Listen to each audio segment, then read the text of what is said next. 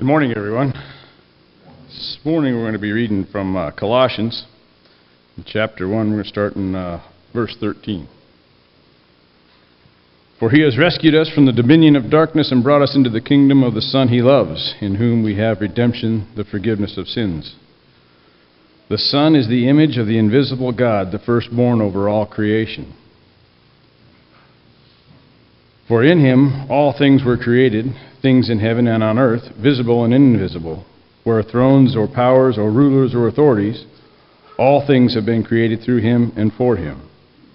He is before all things, and in him all things hold together. And he is the head of the body, the church. He is the beginning and the firstborn among the dead, so that in him everything he might have the supremacy. For God was pleased to have all his fullness dwell in him and through him, to reconcile himself to all things, whether things on earth or things in heaven, by making peace through his blood shed on the cross. Once you were alienated from God and were enemies in your minds because of your evil behavior. But now he has reconciled you by Christ's physical body through death, to present you holy in his sight, without blemish and free from accusation. If you continue in your faith, established and firm, and do not move from the hope held out in the gospel.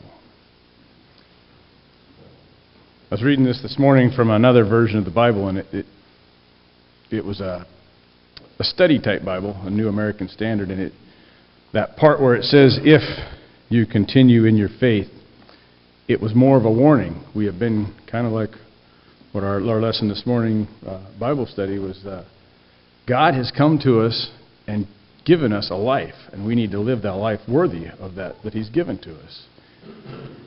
And just because it was given to us, the warning for us is, if you continue in your faith. And what we're about to partake of here, this representation of Christ's body and a representation of his blood that washed away our sins, is something we must remind ourselves continually because of our human weakness. The flesh is weak, but the spirit is willing.